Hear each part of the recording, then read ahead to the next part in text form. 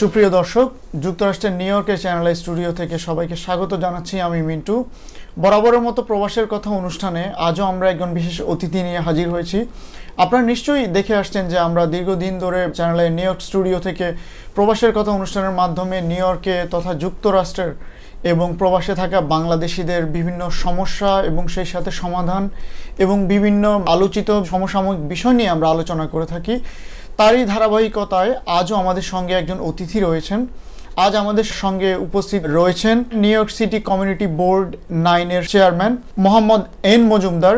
Mohammad N Majumder master of law এবং দীর্ঘদিন ধরে তিনি নিউ ইয়র্কের বাংলাদেশি কমিউনিটির সাথে ওতপ্রোতভাবে জড়িত রয়েছেন বিভিন্ন তাদের সমস্যা এবং সেই সাথে সমাধান নিয়ে।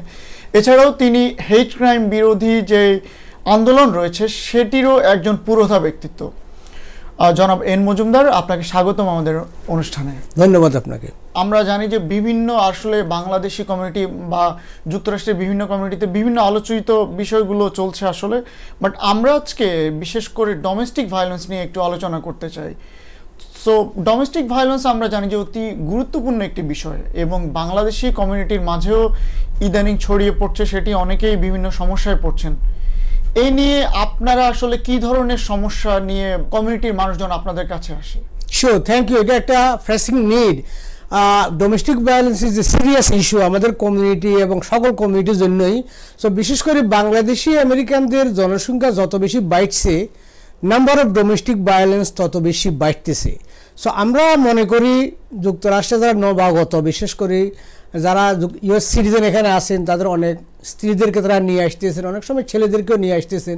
আসার ফলে এখানে সাধারণত সিটিজেন স্পাউস কর্তৃক এলিয়েন স্পাউস যারা বাংলাদেশ থেকে আসে নতুন, তারা অনেক সময় ভিক্টিমাইজড হয়ে থাকে। একটা এক্সাম্পল এভাবে দিয়ে, যেমন চট্টগ্রাম থেকে এক্সাম্পল সহিত বললাম, একজন ভদ্র মহিলাকে আপনারা নিয়ে আসলেন এখানে হাজব্যান্ড সফটওয়্যার ইঞ্জিনিয়ার বা কোনো একটা ডিসিপ্লিনের উপর মাস্টার ডিগ্রিধারী, ভালো চাকরি করে, আফ স্টেটে কোনো নির্জন এলাকা থাকে, সেখানে যদি ওই মেয়েকে অত্যাচার করা হয়, সাধারণত আশেপাশের কেউ থাকে না, কাউকে সে চেনে না, এই মেয়েরা বেশিরভাগ সময় ভিক্টিমাইজড হয়। অ্যারিজোনা, ক্যালিফোর্নিয়া, বিভিন্ন স্টেট থেকে আমরা প্রতিনিয়ত কল পাই যে আমাকে আনছে, এখানে আমার শ্বশুরবাড়ি সব আছে, আমার তো কেউই নেই, তারা আমাকে এমন একটা পজিশনে রাখছে, আমি এখানে বাঁচার কোনো উভয় দেখতেছি না, ভেরি ব্যাড সিচুয়েশন। সো তাদের উদ্দেশ্যে আমরা বলবো, নিউ ইয়র্ক সহ যুক্তরাষ্ট্রের প্রত্যেকটি সেঞ্চুরি স্টেটে ভেরি মাচ অনেক রিসোর্স আছে for the victim of domestic violence. আপনি যদি ডোমেস্টিক ভায়োলেন্সের ভিকটিম হয়ে থাকেন, সেখানে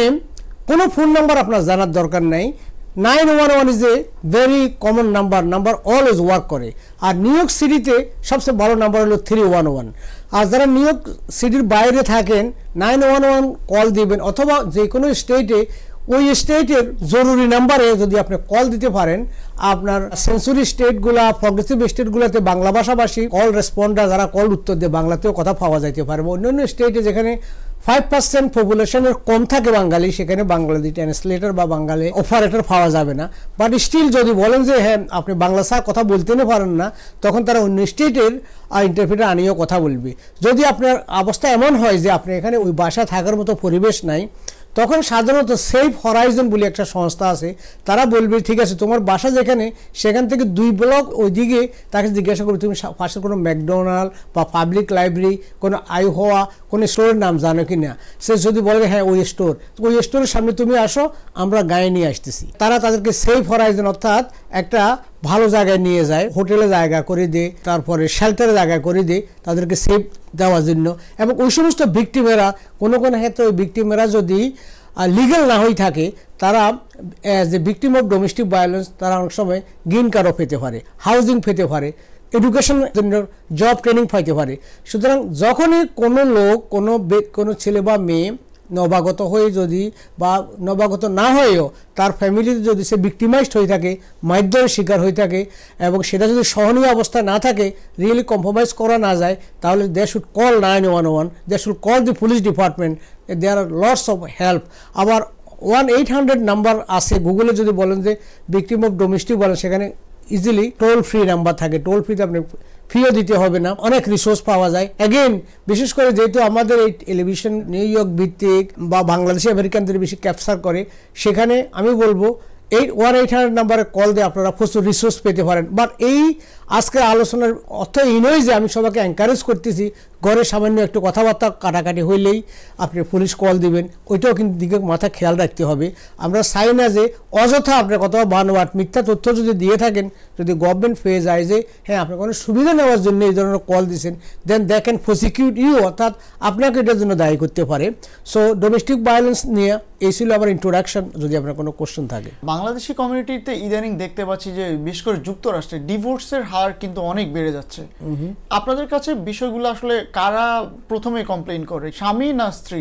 divorce is totally different than domestic violence. ডিভোর্সটা বিভিন্ন কারণে হয়ে থাকে, সেটা ফাইন্যান্সিয়াল কারণে হইতে পারে, ব্যক্তিগত আন্ডারস্ট্যান্ডিংয়ের ভেদাভেদের কারণে হইতে পারে।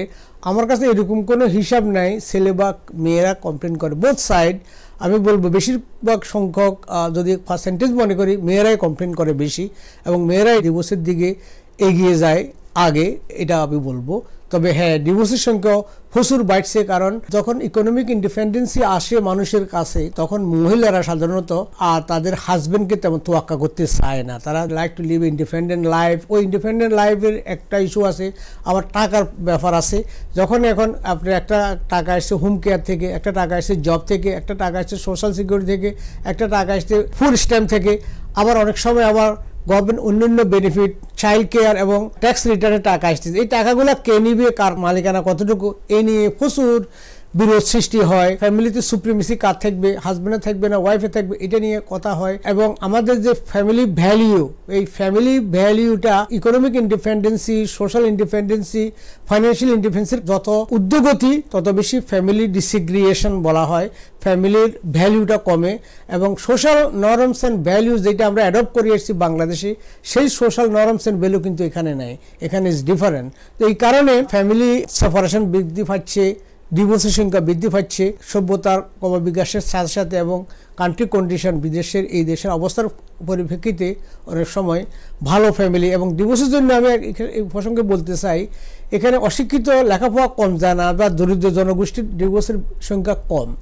বেশিরভাগ ডিভোর্সের সংখ্যা বেশি যারা হাইলি এডুকেটেড, হাইলি সফিস্টিকেটেড এবং হাইলি ইন্ডিপেন্ডেন্ট, তাদের ভিতরে ডিভোর্সের সংখ্যা বেশি। ডোমেস্টিক ভায়োলেন্স বা পারিবারিক সহায়তার ক্ষেত্রে আইনি সহায়তা কেমন পাওয়া যায়? শিওর। সো যারা ডোমেস্টিক ভায়োলেন্সের ভিক্টিমাইজড হয়ে থাকবেন, যেমন একদম মহিলা যখন নির্যাতিত, নিপীড়িত, লাঞ্ছিত হবেন, আপনার জন্য নিউ ইয়র্ক সিটি 5টা বড়োতে জাস্টিস সেন্টার আছে। উইচ জাস্টিস সেন্টারে লয়ার আছে, লিগাল সাপোর্ট আছে, থেরাপিস্ট আছে এবং ফাইন্যান্সিয়াল প্ল্যানার আছে। বিনামূল্যে আপনার আইনি সহযোগিতা দেবে। সে আইনি সহযোগিতার আওতায় পড়বে divorce, custody and child support. Equitable distribution, যেটা যাদের ওয়েলদি সম্পত্তির ভাগাভাগির কোশ্চেন থাকে, সেটা লিগ্যাল এইড কাভার করে না, সেখানে নিজস্ব লয়ারের মাধ্যমে করতে হবে। But most of the time যারা ডিস্ট্রেসড ফ্যামিলি ডোমেস্টিক ভায়োলেন্সের শিকার হয়ে থাকেন, তাদের জন্য লিগ্যাল এইড থাকবে, তাদের প্রয়োজনে হাউজিং অ্যাসিস্ট্যান্স দেওয়া হবে। তারা যদি ইলিগাল হয়ে থাকে, তারা কীভাবে লিগ্যাল হেল্প পাইয়া গ্রিন কার্ড পেতে পারে, ইউ ভিসা পেতে পারে, সেই রিসোর্স রয়েছে। যারা সো মাচ রিসোর্সেস, বাচ্চাদের জন্য ফুড স্ট্যাম্প এবং বাচ্চাদের জন্য লেখাপড়ার ব্যবস্থা, এবং যিনি ডোমেস্টিক ভায়োলেন্সের শিকার হয়েছেন তার জন্য এডুকেশন এবং কাজ যাতে পায় সেজন্য ট্রেনিং, জব ট্রেনিংয়ের ব্যবস্থা থাকে। So there are lots of resources for the benefit of যারা ডোমেস্টিক ভায়োলেন্স শিকার হয়ে থাকেন তাদের জন্য।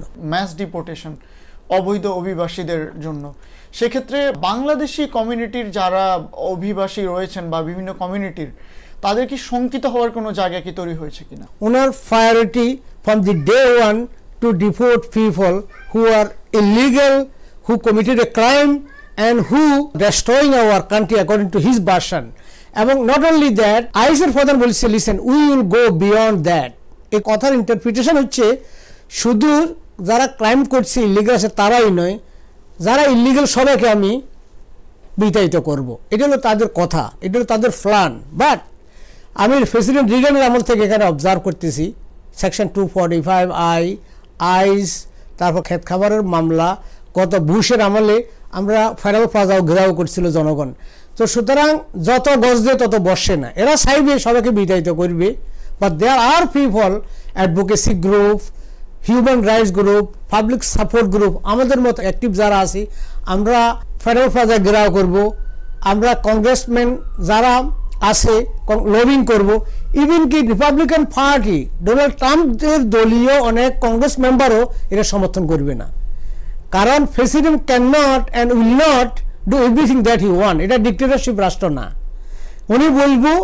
উনি বলার আঙ্গুল হেলানিতে যা যারা কাজ করবে না, যা যারা ডিউ প্রসেস অফ ল একটা কথা আছে, ফার্স্ট অ্যামেন্ডমেন্ট রাইট একটা কথা আছে। এটা যুক্তরাষ্ট্র এই দুইটা জিনিসের কারণেই দেখবেন বাংলাদেশে 10টা গায়ের মালিক, 13টা সার্ভেন্টের মালিক, সে এখানে আসতে চায়। কেন আসতে চায়? Because of the free democracy, rule of law. এখন দেখা গেল ডোনাল্ড ট্রাম্প হোয়াইট হাউস থেকে বলতেছে সবাইকে বাইর করো, বাট বাইর করা এটা তার মুখের কথা। That has to be under the purview of the law. Nobody can supersede the law and constitution. সে কথা বলবে, এই কথা বলার অর্থ এই নয় যে জাস্ট তার কথা মতো লোকের ঠেলে বাইর করবে। তাকে স্টিল কোর্টে নিতে হবে, বিচারে সবাধ্য করতে হবে, ট্রায়াল করতে হবে।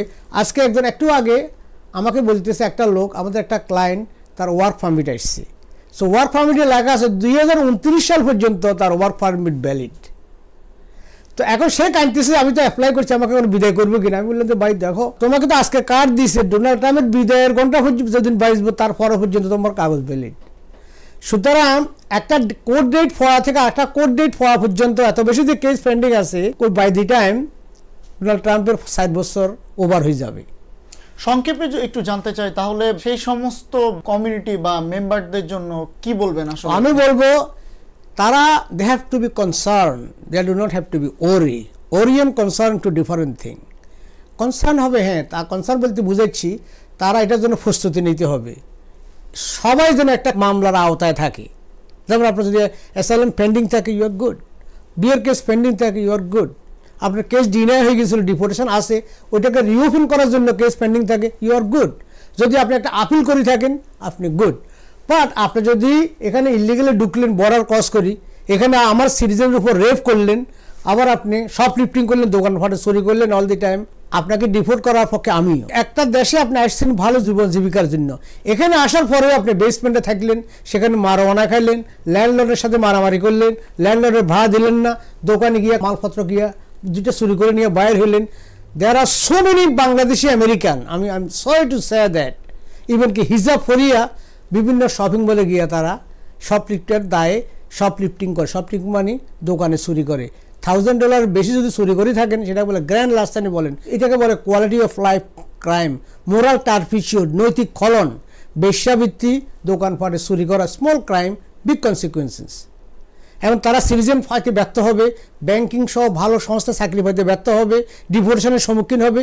Why you do all this? প্রসঙ্গক্রমে একটি কথা বলে রাখি, অনেকেই দেখা যায় যে আমেরিকা আসার পরে তারা বিভিন্ন সিটির সুবিধা নিয়ে থাকে, মেডিকেড নিয়ে থাকে, তাদের কোনো কনসার্নের জায়গা তৈরি হচ্ছে না। দ্যাট যদি আপনি সঙ্গত কারণে গরিব অসহায় মানুষ হিসেবে গভর্নমেন্ট বেনিফিট নিয়ে থাকেন, এটা লিগ্যাল। বাট আপনার যদি ইনকাম লুকিয়ে ফ্রড করে থাকেন, that will be serious problem. But Donald Trump এটা এই প্রসঙ্গে একটা কথা বলেছেন। ডোনাল্ড ট্রাম্পের লাস্ট টার্মে পাবলিক চার্জের উপর একটা নতুন ফোরাম ডেভেলপ করছিল। ওই ফোরামে প্রায় 200 কোশ্চেন ছিল যে আপনি মেডিকেট খাইছেন কিনা, মেডিকেট খাইলে কেন খাইছেন, কখন খাইছেন, কত টাকা খাইছেন, হাসপাতালে বিল দিয়েছেন কি দেন নাই, এগুলো সব কিছু ওই কোশ্চেন নিয়ে ফিল আপ করতে বাধ্য করা হয়েছিল যে কোনো গ্রিন কার্ড অ্যাপ্লিকেশানে।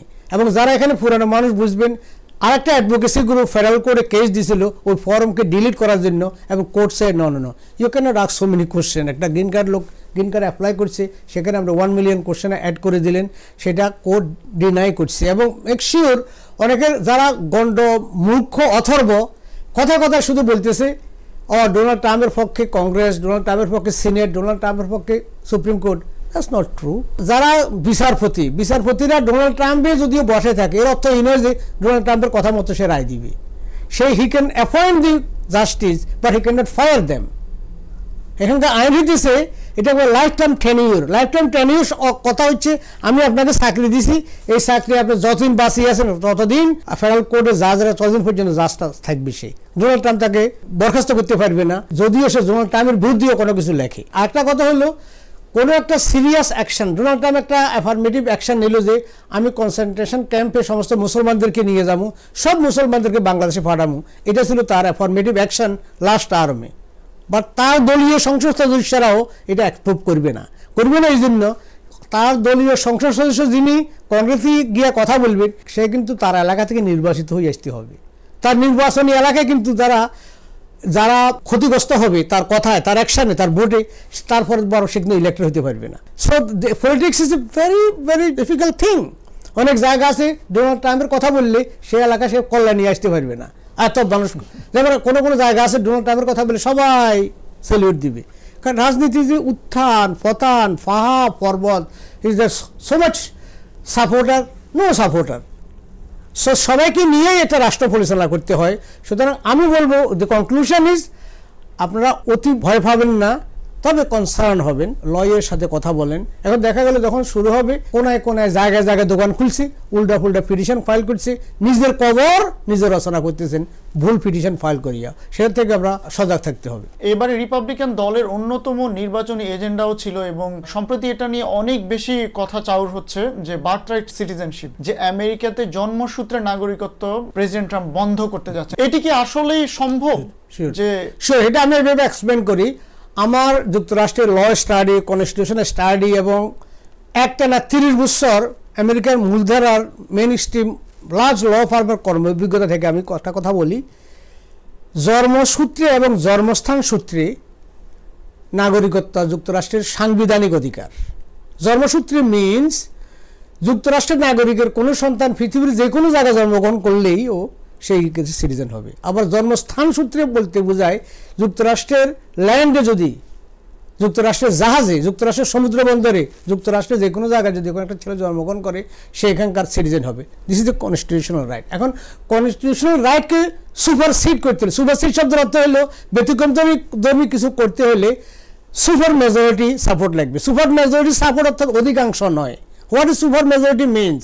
সুপার মেজরিটি মিনস 2/3 সংসদ সদস্য তাতে সাপোর্ট দিতে হবে। বাট আমি স্ট্রংলি বিলিভ করি এই ধরনের সাপোর্ট উনি পাবেন না।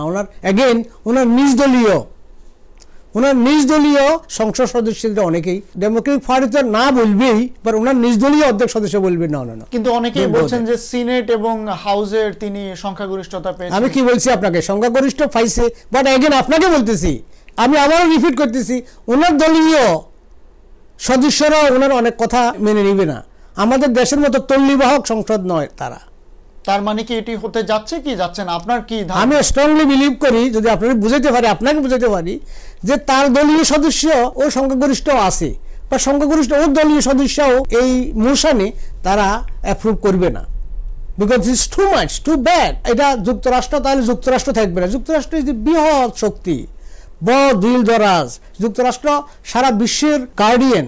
তাহলে যুক্তরাষ্ট্র যদি ব্যানানা রিপাবলিকের মতো আচরণ করে, মানুষের নির্যাতিত নিপীড়িত মানুষের যদি আশ্রয়স্থল না হয়, যুক্তরাষ্ট্রের মূল সাংবিধানিক মূল এসেন্স থেকে যদি সরে যাওয়ার জন্য কংগ্রেসের মেম্বাররা সেটা টলারেট করবে না। Whole essence is the upside down করা এই ধরনের কোনো সিদ্ধান্ত নিলে আমি স্ট্রংলি বিলিভ করি দ্যাটস নট গোনা হ্যাপেন, এবং জন্মস্থান এবং জন্মসূত্রে নাগরিকত্ব বহাল থাকবে। প্রিয় দর্শক, আমরা অনুষ্ঠানের একেবারে শেষ পর্যায়ে চলে এসেছি। মোহাম্মদ এন মজুমদার, আপনি যদি শেষ দিকে এসে আমাদের দর্শকদের উদ্দেশ্যে কিছু যোগ করতে চান। যুক্তরাষ্ট্র আইনের দেশ, আইন মেনে চলুন, সংযত থাকুন, এবং আপনার যে কোনো আইনগত প্রয়োজনে আপনার এক্সপার্টের সাথে কথা বলুন। আমরা এখানে যে কথাবার্তা বলেছি, আলোচনা করেছি, এটা এডুকেশনাল পারপাস অনলি। আপনার স্ব প্রয়োজনে আপনার নিজস্ব আইনজীবীর পরামর্শ নিন, আইন মেনে চলুন। আমি অনেক সম্ভাবনা দেখছি যুক্তরাষ্ট্রে। Everything will be fine, you will just do fine, don't worry about it. প্রিয় দর্শক, অসংখ্য ধন্যবাদ এতক্ষণ আমাদের সঙ্গে থাকার জন্য। প্রবাসের কথায় আবারও দেখা হবে নতুন কোনো অতিথি নিয়ে। সে পর্যন্ত সবাই ভালো থাকুন।